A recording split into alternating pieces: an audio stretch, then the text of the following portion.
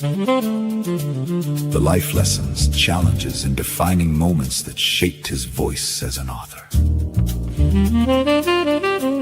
Each episode explores the inspiration behind his books, the purpose in every story, and features select passages that bring his message to life. Meet his incredible friends and learn where his books are available, and how to stay connected as his future projects continue to unfold. So relax, settle into the groove, and let the jazz guide you into his world of storytelling and truth. Powered by SKST Radio Network and Street Grind Entertainment. Hello everyone. Welcome again to Books by Anthony Owens. I look forward to speaking with you all again, as I do every week. It's a pleasure to be here. I hope everyone's doing well and getting prepared for this long weekend that we're about to have, and make sure you be safe. And of course, I'm going to remind you that again before I leave. The things that I like to talk about, are things that we as individuals go through on a daily basis, like the struggles, the challenges, the joys, and, just a lot of different things that I like to talk about. Today, I'm honored to have a guest speaker. Her name is, she's Apostle Michelle Woodruff-Cooper, right? And she's this is a young lady. Let me tell you about her. I met her on TikTok probably almost 4 years now ago. And I had just started on my first book, and she was so instrumental in helping me to help me promote it and get it out there and do all those things. And since then, she's written her own book, and it's just a number of wonderful things this lady has been able to accomplish. And so, without further ado, I'm going to go ahead and bring her up. Miss Cooper, are you available? I am here. I don't see you. That's okay. You don't see me. Can you hear me well? That's fine. Yeah, I can hear you. Okay, that's fine. So tell us who you are, right, and a little bit about you. Oh, wow. So I'm Michelle. I am Michelle Woodruff-Cooper. I am passionate. I'm compassionate. I'm loving, and I understand my purpose and my reason for being here on this planet. I have pursued that, prayed for that, asked for that, and just truly want to make a true positive impact in this world while I'm in this world. Yeah. So what? So I see that you're an apostle as well, right? So that means that you know a lot about religion and the church and things of that sort. How long have you been apostle? Well, me being an apostle doesn't mean that I know a lot about. Listen, let me just say this. That word apostle sounds really big, and it sounds, I don't know what it sounds to people, but that word just simply means I am sent. It means I'm willing to serve. It means I'm willing to serve at a greater capacity than most would ever. I surrendered my life to Christ when I was 10 years old. Had no idea what the Lord was going to do with me in my life. I just knew that I wanted to please Him. And I was in church, and I went through quite a few places where people wanted to place these titles on Anthony. And I just wanted to be just Michelle. And they're like, oh, no, you're a prophet. You're a reverend. You're a pastor. You're a teacher. You're an evangelist. You're all these things. And even then, I can remember saying, God, I just want to be like you. I want to love you, and I want to love like you. So I never got caught up in the titles and the positions as much as I got caught up in really wanting to be servant. And so apostleship came along in a time in my life where I went to visit a church, and one of the apostles at this church stopped me and said, do you recognize the mantle of your life? And I was like, I don't quite know what you're talking about. And he said, you have an anointing over you that is called to go and to equip others. So that's basically what it is. Okay. And so, the reason why I asked that is because I grew up in the church, right? Religion, I wouldn't say was forced on me, but that's all that my mother knew and her mother. And so obviously it transcended into me. And I've been, that's just been a part of what I initially started on, knowing when I was younger. So since all of those things that has happened to you in your life, and I know you've been through a lot of traumatic stuff. And like on this show, I've talked about domestic abuse, right? Bullying, fatherlessness, a number of different things. And I'm quite sure you too have come from a very humbled life, right? Humble beginnings, if you will. And so you know what the struggle looks like. You know what syrup sandwiches look like, right? So describe to me some of those difficult moments that you've gone through in your life and how you got past them. I'm not going to say besides praying, right? But in addition to praying, what else? How did you get through some of them? Let me hear them, please. Well, so Anthony, the first thing that I had to get past was people. I had to stop looking at the people. I had to stop looking at my parents, my grandparents, my aunts, my uncles, my cousins, all these people who I, for a very long time, was idolizing. And I had expectations of them and expectations that I wanted them to be perfect. I wanted them to be people who walk what they talked and never failed, because I was holding charge back to them. And when I finally learned that my relationship and my walk with Christ is based on me, and it's based on my level of commitment and my level of dedication to my, not religion, relationship with my Creator. That was the difference. I was watching a lot of religious people, and they were pointing fingers, and they were judging, and they were all these things that religious people do. And then they were failing, and I was like, and you're supposed to be a pastor. You're supposed to be a deacon. You're supposed to be this. And so then I was failing too.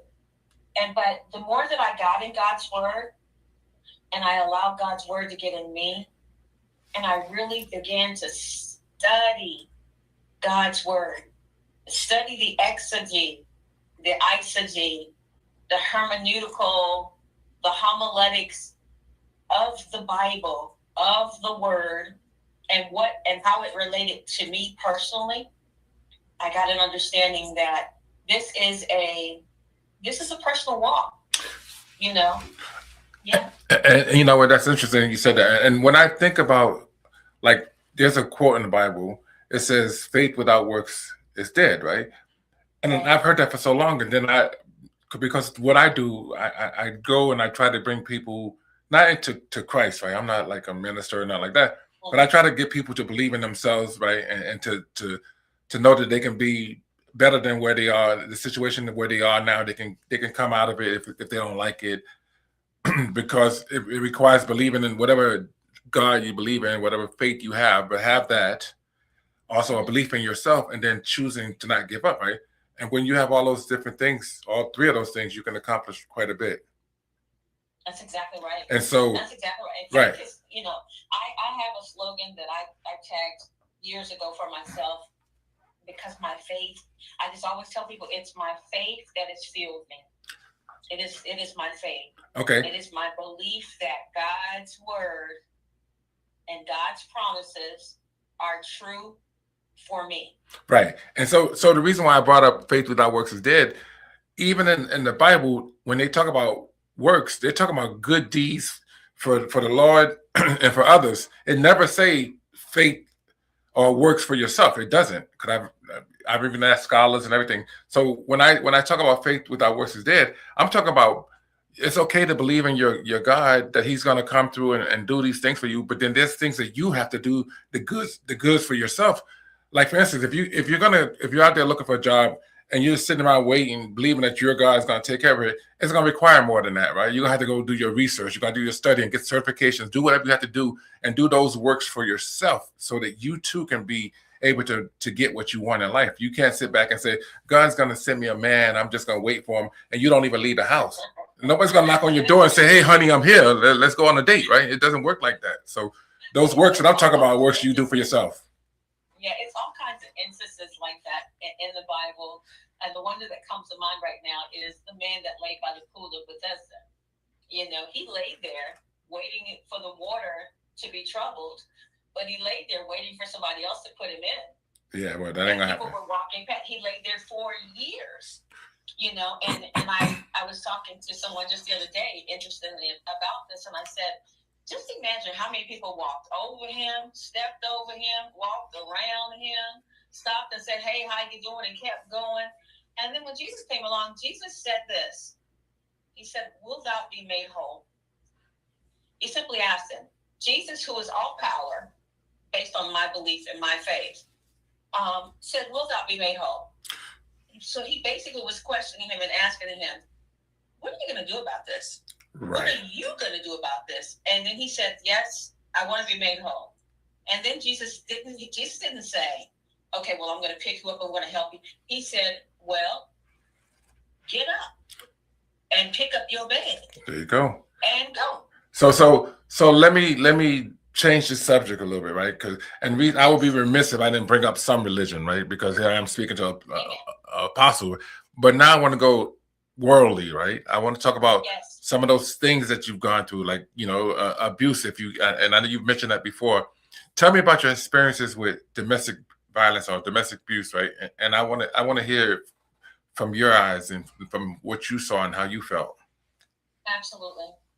So I was born to two teenage parents, and I was born in '66, which is the height of all the civil rights stuff going on in the world. And I was born to two parents who came from impoverished backgrounds. Both parents, both family dynamics were impoverished. They were hard workers, but they were struggling. And this was adding to the story. I'll get my next book. My mother got pregnant and didn't know who my father was. She was dating two different guys. And so she picked the better of the two. And he went into the military. So we ended up moving to Germany. He did 2 tours in Vietnam. And something happened, and they did some blood work or whatever and found out that my blood didn't match. And so my mother and father divorced. And I went through a lot of abuse at the hands of my mother, and because she was having her own issues with the fact that she felt like it was my fault. And I'm sure that somebody out there can relate to that. They've been born, and you know, the child gets the blame for what's happened and what's going on. So we ended up moving quite a bit. We moved from Germany to Baltimore, or Baltimore as I like to say. And my mother remarried. I witnessed domestic violence there. I witnessed drugs, alcohol. I witnessed the pimps and the prostitutes out on the streets, beating the girls up in front of the stoop. I witnessed the drug habits right at my stoop porch. I was only 10. I'm seeing all of this, and that's a very formative time of your life. I witnessed it in the home with regards to the domestic violence that was going on with my mother and her then husband. And I witnessed my mother several times trying to take her life. My mother was hurt there in Baltimore by a cab driver. And I have to get permission to share all this, by the way. And so I'm seeing all of this, growing up, seeing all of this. And my grandmother is back in the country, Leesville, Virginia. My grandmother took a bus to Baltimore and made the decision to take me and my younger siblings and move us to the country. Okay, I'm gonna stop you right there. How were you feeling, right? How did that make you feel, seeing all those different things? Like, what was your mindset? I know you were young. How old were you at the time, roughly? I was 10. Okay, so I was 10. so what if you can remember, what was your thought process? I felt out of control. I felt like a failure because I couldn't fix it. I felt helpless. You know, I had two smaller siblings. I'm watching my mom get her head beat in. And I'm the oldest child. And I felt responsible for everyone. And I couldn't do anything. Yeah. I could relate to that. I mean, I can relate to, like, I made myself the head of the household, right? The man of the house.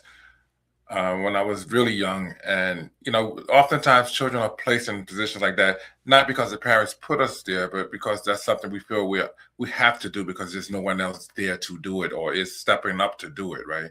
So I commend you for doing that. But then there's a lot of side effects to that too, right? The downsides to it, because then you carry that with you for your life, because that may create in your mind, you feel like you got to save everybody, right? You know, as you, Absolutely. right. And I understand that. You're talking to someone who definitely understands that.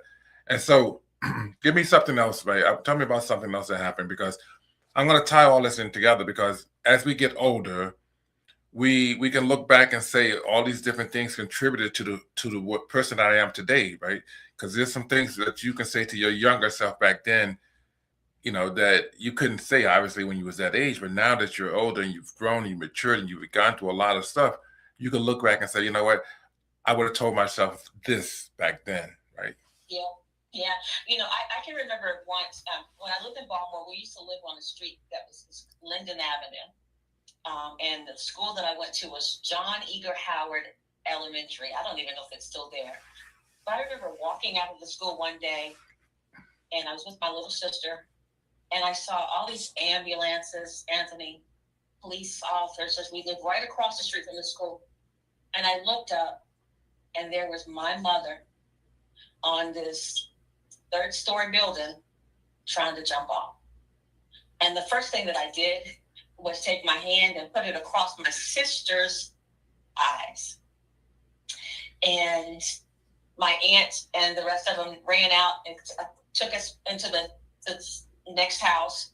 And everything for me was about protecting my siblings, keeping them from seeing, hearing, or experiencing anything. I was just going to take the brunt of it all.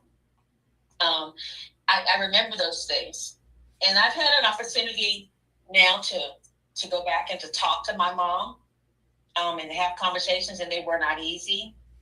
My mother had her own journey that she was going through, and she had her own stuff that she had. But part of my healing and my deliverance, in order to do the work, I had to have those conversations. Yeah. Those are tough conversations, and they are definitely needed. And so you're right, that is part of the healing process. But then obviously there's going to be more to it involved, right? You have to do some healing for yourself in addition to that, right? Maybe some mental therapy, right? Some counselors, some other stuff, right? And so absolutely, this is not. Listen, remember I told you I was 10. I just turned 60 on Sunday. Wow, happy belated. And thank you so much. But this has been a commitment and a journey for myself, because I made so many mistakes until I got to this interview with you. Mistakes in relationships. I followed right down the same path of domestic violence. I made a lot of bad choices until I recognized, wait, I'm doing the very same things that I could not stand. So what do I need to do? And I sat myself down and said, okay, I'm going to do the work. I put myself in counseling. I put myself in groups. I went to groups of things that I did not struggle with, but I wanted to understand why those people struggled with those things. And then I found out things about myself, like in AA meetings. Anthony, I never knew anything about a dry drunk. A dry drunk is a person who doesn't drink alcohol, but yet still has some of the same temperaments and reactions as someone who has been drinking. Why? Because they witnessed that. So you can literally be so angry and so blinded by anger, or walking in unforgiveness, or walking in self-hate or self-loathing, because you did not fix the situation. And that's so true, right? And then back to when you were saying issues with relationships and things of that sort. And that's why a lot of times when I do my podcast, or when I do my social media lives, I tell basically everybody, but I tell specifically women that if they're going in and out of different relationships and finding out that a lot of them are not working, they need to take a look at themselves, right? And understand, first of all, that they are worthy of somebody better, right? That they have to know their own worth before they go out there and just give themselves to just anybody, right? And a lot of times I think people don't value themselves. They have low self-esteem. They don't think highly enough of themselves. So they allow themselves to be basically matched up to anybody that comes to them. Oh my goodness, right. Yeah. I definitely went through it. Listen, I went through marriages and divorces. And I tell people today, I'm very single today. I haven't dated now in the last almost 7-8 years.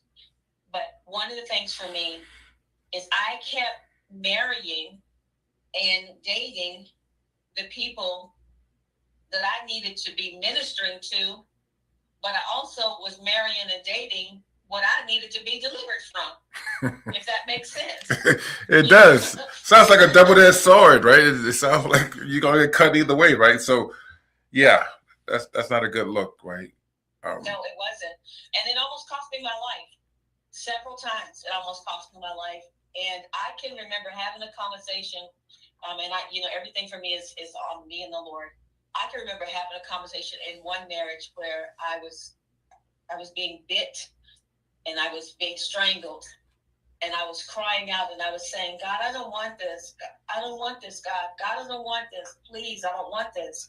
And it was like I was saying to God, okay, God, I get it. This isn't what I want. This is what I need. Because listen, here's the thing about domestic violence, especially those of us who have experienced it in any capacity. We have warning signs. And oftentimes we try to boast over those. We water them down. We say, oh, he didn't mean that, or she didn't mean that, or whatever the case may be. But the truth is, they very well are showing you who they are and where that relationship is headed. But a lot of times we want to change things. I felt like I could change the men that I was with. I could make them better. I could make them not want to hit me. I could make them want to serve God. I could make them want to dress better, make them want to work, make them want to be faithful to one woman, make them be great parents. And the truth was, as much as I was trying to pull them up, they were pulling me down. Right, because you were giving so much of yourself and not even taking care of you, right? Because and that's like when you do for so many people, right? Like you have done in the past and could probably still continue to do, but you have to take some time for yourself and realize that it's not about everybody else. It has to be about you too. And in order for you to keep pouring out like you have been and like you are, you got to find a way to make sure that you restock your refrigerator, right? And your goods, and make sure your pantries are full. Because if you don't give away everything that you don't have, what do you have left? And next thing you know, you're scrambling. You know I ended up homeless. Yes. You know that. You know I ended up literally living in my car and living in a storage unit. And the very people that I had poured out to for hundreds of thousands of dollars, I had poured into them. And when I called them back for help, they had no help for me. And so one of the things, especially over the last 5 years, that I've learned is how to say this very complete sentence. No. Yeah, that's about as complete as it comes, right? And I've struggled with saying no, but I've gotten better. And I remember when I was younger, right? I couldn't just say no to people. I couldn't just, if I did or said anything that I thought was hurting somebody's feeling, I would feel terrible. So a lot of times, and we've been always, like, for instance, I was always taught, never do bad, never treat people the wrong way. You treat them like you want to be treated, right? And those are good things, right? But some other people are not taught those things. No. And so you're dealing with those same people that you're trying to be nice to and gentle and kind and giving to, and they've never been taught and could care less about reciprocating. So exactly. So that creates a problem. I know in your book, your book came much further than mine came, but in sandwiches on chapter, and it's so important that you recognize when you realize that, what does it say about insanity? Is to continue to do the same thing over and over and over again, but expecting something different. Right. But in your chapter 4, you talk about time for change. Yeah. And change is not a change until what? There's a change. Until there's a change and you do something different. Yes. Right. You can't keep doing the same thing, drinking every day and saying you're not an alcoholic. My neighbor's a functional alcoholic, but he'll deny it up and down while he's asking for another drink. While he's asking for another drink. Exactly. But when you come to yourself and you recognize, I think the first thing is, you've flown on airplanes. Yeah. I've flown on many a time airplanes. Or two. Yeah. A time or two, exactly. When that stewardess comes out and they say in light of emergency, when that mask comes down, who does it go on first? On you. Exactly. Because same thing, right? So that's why I was telling you earlier, make sure we take care of ourselves. And I say we, the collective we, because I'm included as well, because I'm always the giving and caring type person as well. But we have to start making sure we take care of ourselves, because we got to be able to, if we want to, help others, right? So. Exactly.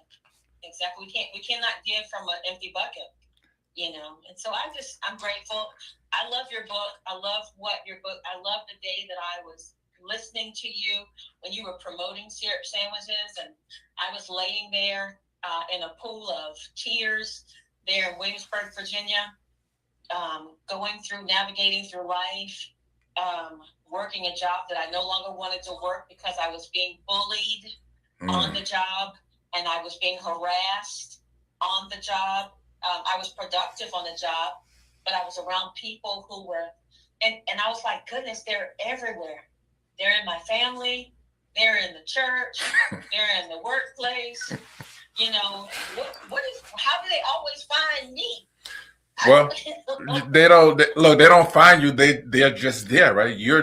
We just happen upon them, right? We just, all of a sudden we turn around and they're there because, usually, unfortunately, a lot of the people that are really not that good sometimes outnumber the people that are good, right? And so know that you're going to always be around people that don't care, that cannot be trusted, and that could care less, right? So knowing that, you just got to be mindful, right?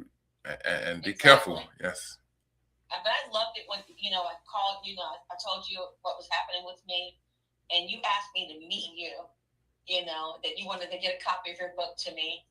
And I thought, oh, this is so good. But the biggest thing about this book, even as I hold it now, was those words at the bottom of the page that said, choose not to give up. Whatever you do, no matter what it is that you're going through, choose. It is a choice. It is a choice. Not to give up. And that inspired me. I know you always talk about not being a religious person and all this or whatever, but you are so inspirational. You're such a gift to this earth. You're such a gift to people, to ordinary people. You're an extraordinary man.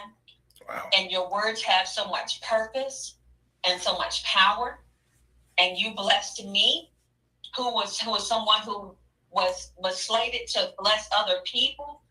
But I wanted to do everything in my power to promote your book, to promote you, to set up speaking engagements, to have you come and motivate and inspire other people, because you belong at that table and you belong in those rooms, and you didn't have to have a title and a position or one of those religious titles to do that, because oftentimes many people have been so hurt by people in the church that they don't want to deal with folk who got them titles. But somebody who just comes natural and just says, look, I've been through some things too.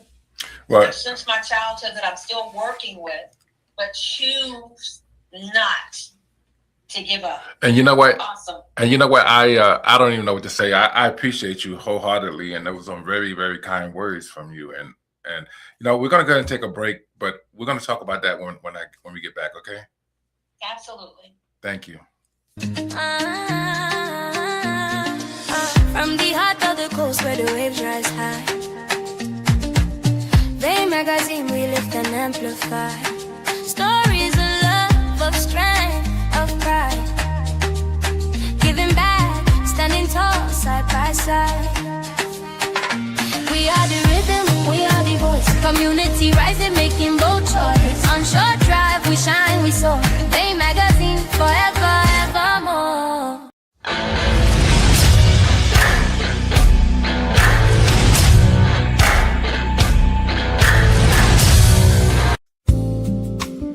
Thank you for tuning in to today's episode of the book.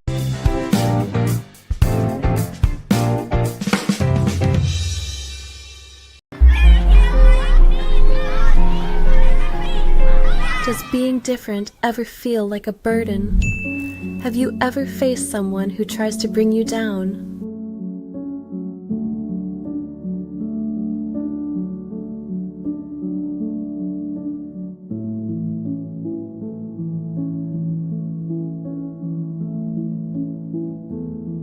You're not alone. Many kids face bullying, but there's a way to rise above it. In Raw Power, meet Ari, a young boy who discovers his inner strength. With hard work and dedication, he builds his confidence and learns to stand up for himself. Raw Power is a heartwarming story that teaches kids the importance of self-belief, personal growth, and forgiveness. It shows them that they can overcome bullying and become resilient, kind-hearted individuals. Empower your child to face challenges with courage and compassion. Get your copy of Raw Power today. Hey, welcome back. Can you hear me? Michelle? Can't hear you. You can't hear me? Can you hear me now? Hello, can you hear me? Can you see me? I can see you, but I can't hear you. Okay, I hear you, but I can't, but you can't hear me, huh? Let me, wow. So what you was talking about before, oh, you got to read lips now, right? I just can't hear you. Oh my God. I can definitely see you though. Okay, so I'm gonna try to, can I call you on another line? You can't hear me, what am I talking about? Unbelievable.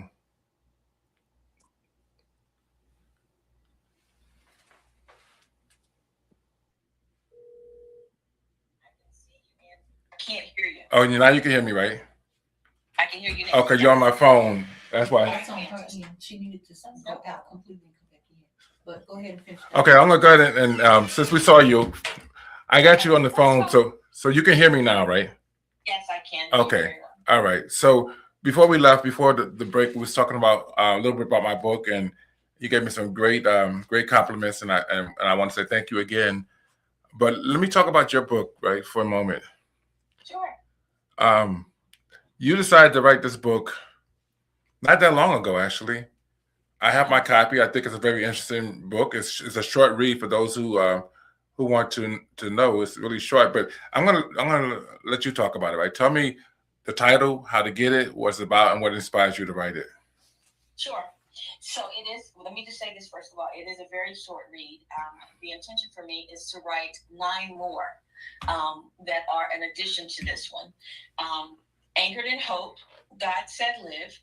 And the reason of that title is because when I was going through particular spaces and places of this trauma, of this domestic violence, of this rejection, goodness, of this abandonment and different things, there would be times that I was literally praying to God, can you just take me home? Can you bring me home, God?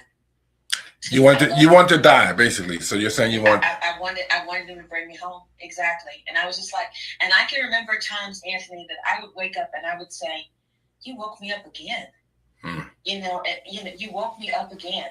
And I get up and my phone would ring and someone would want me to pray with them. Someone would want me to come and help them. And I'd get up and I'd go do it. But then I'd go back and I'd be like, Lord, please, my heart is broken. I'm so disappointed. I expected more of certain people and these things have not worked out. And can you just, I don't feel like I have any more to offer. And I want to come home, please, and it was like, nope, you still have work to do. And I know what it feels like when you feel that you have poured and poured and poured and you've given, and you've gone out of your way for other people to help them do whatever needed to be done, and they go the opposite way, or you are in a position where you need help and people have turned their back on you. And so I wrote this book in August, and I'm going to tell you, her name is Sharice Davenport. Sharice called me. I was in Birmingham, Alabama. That's where my address is now. I go to Greater Shiloh Missionary Baptist Church there in Birmingham, Alabama. And she said, Apostle Michelle. And I said, yes, ma'am. And she said, why haven't you written your book? And I said, I just don't have the energy to write my book. Now, granted, here I am helping other people promote their books. Here I am helping other people write their books. Here I am connecting people with editors and authors and different things. And when it came to me, I was exhausted and I was on empty. And she said, why haven't you shared your story? And I said, I just don't have the time. And she said, could you just write some things down and send it to me? And I said, sure, I'll do that. And I wrote some things down. I sent it to her. And she said, I want you to take a look at this. And the bit of stuff that I wrote to her, she edited it, illustrated, took it. And then I got the energy to get back in the race, and I made a dedication and a thank you to lots of different people. And I want to say this about this book, Anchored in Hope, God Said Live. When you go to the personal dedication, many, many people are listed there. Anthony, not all of those people were good to me. Not all of those people were people who wanted to help me. Some of those people were people who ridiculed me and laughed at me and made fun of me and made fun of my plight and my situation. But the truth is, at the end of writing this book, I was grateful and I was thankful for them too, because I could see their hearts and I needed to see their hearts.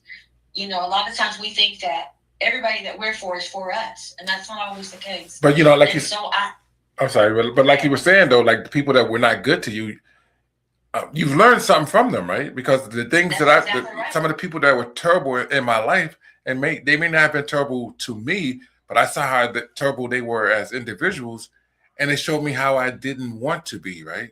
I've learned that what they were doing was wrong, and so if I felt some kind of way about it, I didn't want to be like that, right? So unbeknownst to them, they were helping me.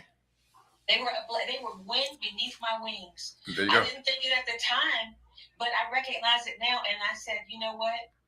I'm not going to talk about what they did or they didn't do. I'm just going to tell them thank you. And I'm going to put it in my first book.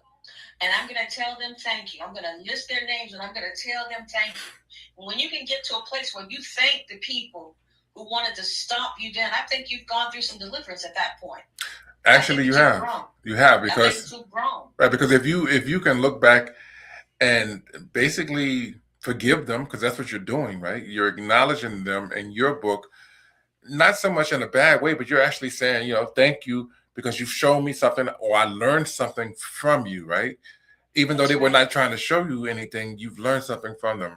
And that should maybe open up their eyes and let them see that, you know what, I didn't treat her well, and yet she still mentioned me.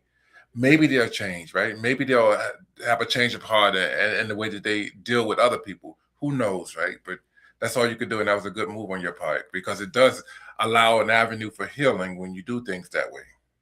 Absolutely. Absolutely. And I want to say this, even in the last several months, it's only been in the several months, I had an opportunity to restore relationship to a very healthy place with my mother, who I wondered if I would ever have that opportunity. And I had an opportunity to verbalize and to talk and to ask questions.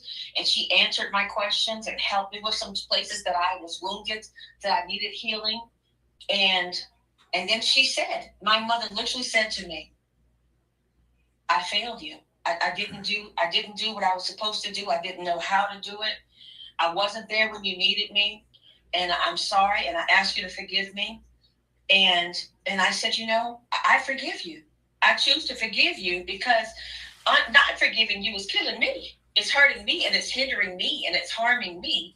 But then the other thing is, I can't expect you to give me something that you did not have to give. That's true. And a lot of that comes from what they were taught, right? And like right now, and I say this so many times, that if we see, like as a child, when we was growing up, and certain things we saw and we didn't like from our parents, right? And we didn't like those things, and we know that they were wrong for what they were doing. How do we allow ourselves, even to this day right now, allow ourselves to do those same things? If we are doing those same things, we're continuing the same cycle of something that we didn't like before. Now, to me, that doesn't make a lot of sense, but then that happens all the time. The cycles don't get broken. That's called a generational curse. That's called the familiar spirit. And then, and so now here you are pointing your finger and judging them for doing something, and then you doing the same thing. There you go. At some point in time, the buck has to stop somewhere. The shift and the change has to happen. And it has to be something that happens in such a way that everybody knows, says, wait a minute, there's a new sheriff in town, and we're going to do this a little differently. And it's going to come through forgiveness. Listen, there's nothing easy about forgiveness, especially when you come from the hood, especially when you come through some things. Yeah. We want to beat them up. We want to shake them down and then say, all right, I'm done with it. But that's not the way forgiveness works. You give it to them even if they never ask for it. Right. And it's one of the most craziest things to sit and wait for somebody to ask you to forgive them. Because what happens if they never do? A lot of times they won't. A lot of times they won't, because they don't care, or they don't know, or both, right?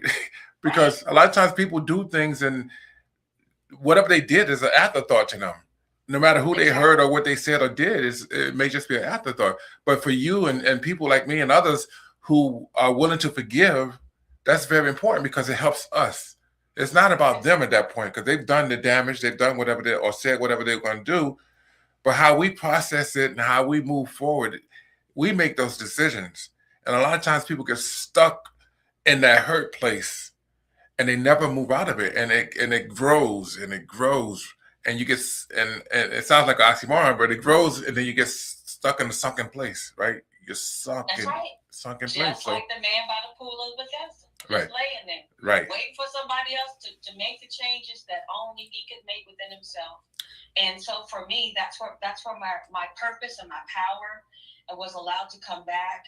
And I love the fact that, my grandmother, they lived a very humble life. They had about 450 acres of land up in Leesville, and they worked the land. That's how they lived. And, they had farms, they had cows, they had turkeys and chickens and all those things.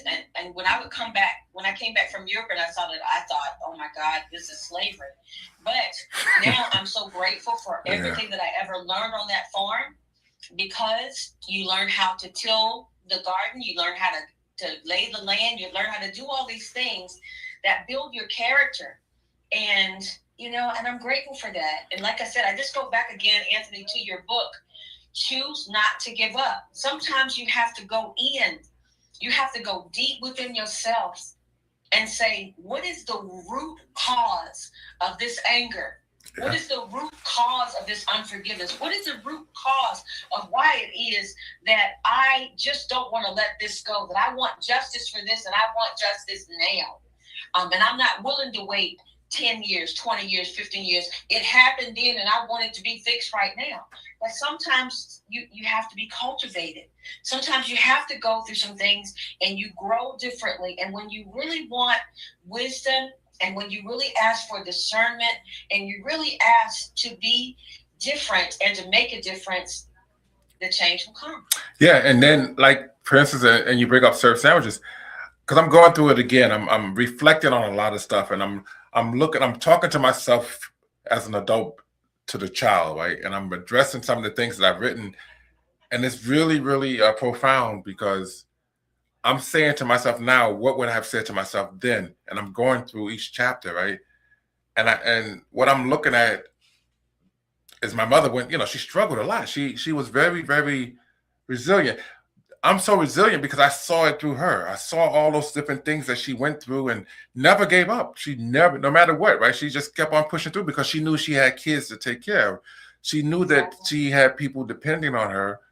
And that's an amazing feat, right? Because a lot of times, sometimes, well, not a lot of times, but too many times, you have parents that don't do that, right? They'll give up. They'll let their kids just go without, right? My mom did everything she could to make sure that we had, even though it was meager, and it was small, we didn't have a whole lot of a lot of stuff, but at the same time, she always gave a lot of herself. And but she had a love of herself too. Yeah. And I'm telling you, there's something about the love of a mother who is just determined that her children are going to make it. Mm-hmm. And that goes back to that anchor. You were like an anchor to them. My children were anchors to me. And when I was going through some of the things that I was going through, I would look at them and I would be like, I can't do this. I can't keep doing this way. Especially the day that I recognized and realized that I was the first woman that my sons, Derek and Gavin, would ever fall in love with. Mm. And I wasn't living and behaving and conducting myself in a way to where if they brought me home, that I was going to be accepting. Because I was like, I was like Shaquita. I was like Shanae. I was seriously a bad girl. And my thing was, now if they bring me through the door, we are not going to get along. But the change had to change in me. I wanted them to see me change and see me be different. And even now, my sons are still yet watching me evolve into the woman that I wanted to be all the time. But I always say this, I had to unlearn, to relearn, to learn again. So, how butterflies have their metamorphosis experiences. Yeah. I had to go through that. And it is not an easy task. Even when you desire to change and you desire to grow and you desire to be different, you're always going to have that that group of people who are like, come on now, and then you have that people who are like, yeah, right, you change or whatever. And sometimes you literally, Anthony, you have to leave everybody and get alone and get within self and make the decision that you want to leave this world with a positive impact and not the negative experiences and circumstances that you've gone through. You want to show someone that you can get through it. And sometimes you have to leave everybody and get alone and do the work that's necessary. Right. And so that to me, that's what I call that process of knowing who you are, right? Identifying who you are as an individual, what makes you tick, how do you live, how do you move, how do you think? A lot of times people don't know that. They don't even know what makes them happy most of the time. No. So once you identify who you are, what's your character? What are you still going around here lying like you're back in your 20s, right? Are you still lying and running the streets and doing those things and not aware of who you are as an individual? Are you mature enough to take responsibility for things that you said that are wrong and know that you're doing that are wrong? A lot of people don't take responsibility, right? So listen, let me tell you, I was a bad girl. I came out of a pagan family. We did bad things, and I found myself going back and making apologies, Anthony, to people. I can remember one time I went back to a woman that I had been involved with her husband. I'm going to put it out here.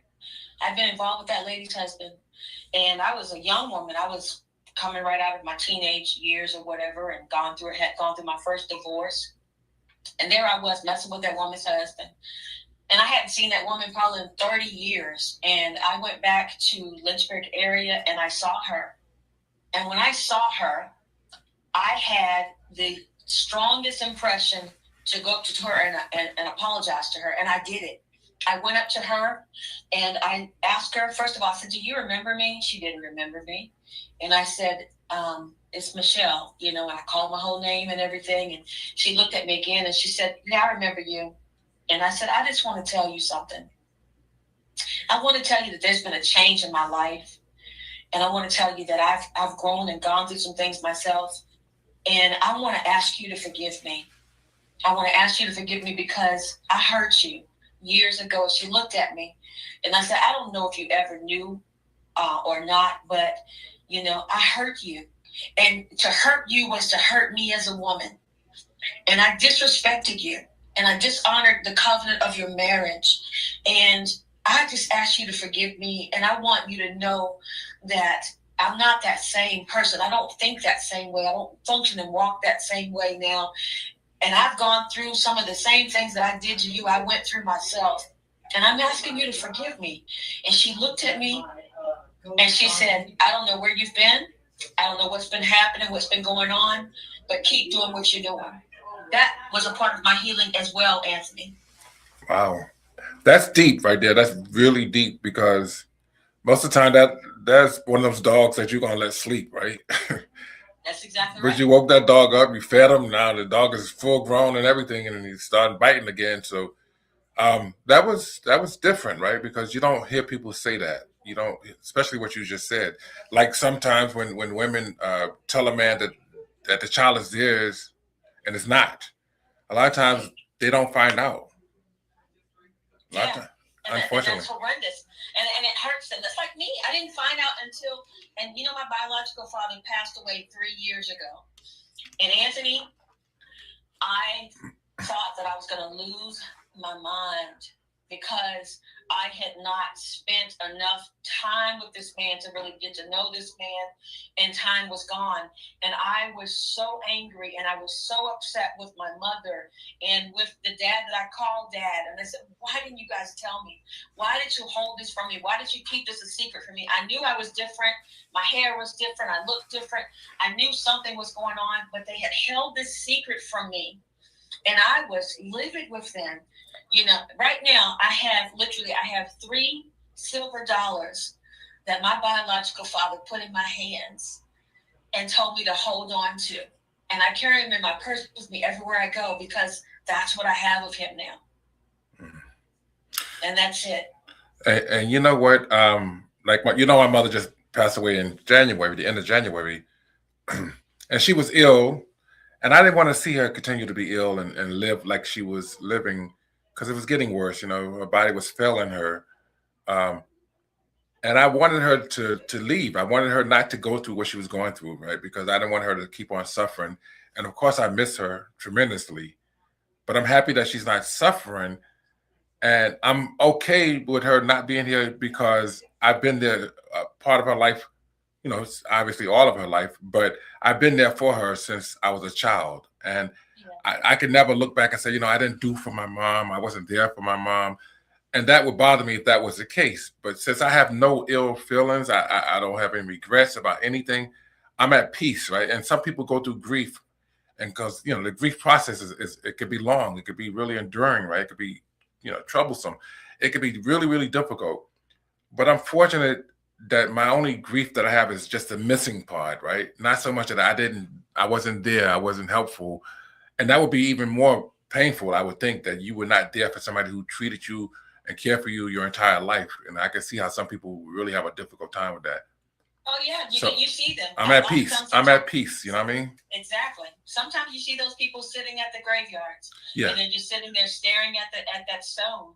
And I tell the lady that I'm caring for right now, Miss Vivian, I tell her all the time, I say, Miss Vivian, we have this moment. Now, I learned that when I worked for a ministry in Indiana years ago. And I think they have a song out there about it. But we literally have this moment. And if you have someone heavy in your heart and you haven't gotten it right and they're still alive, this is the time that you make that right. Because when they're gone, you don't get to bring them back to then make it right. That's true. You know, and if we valued people and time more than we valued titles and positions and material things, then we would have, the world would be a much better place today. Well, and not only that, if people mind their damn business. No, really, no. You as an individual, you don't have a right to tell anybody who they should worship, who they should love, how they should dress, right? What they should wear. None of those. You don't have that right. You don't have a right to treat people poorly because you don't agree with how they look or how they, well, who they, who they love. You don't have that problem. You don't have that right. We have a right to represent the one that we have accepted. And I believe, in my belief, I believe that he's King of Kings and Lord of Lords. But here's the thing. I have a right to walk that out every day as an ambassador of my God and love people. I love people. I love them. And even when I went through being homeless and living in a storage unit and sleeping in a car and calling you and crying and calling other people and crying, and you were cash apping me money to get me food and all these different things that were going on, I was still loving people wherever they were, because you can have mountaintop experiences and you can have trench experiences, but who you are in either one is going to show. It's going to show.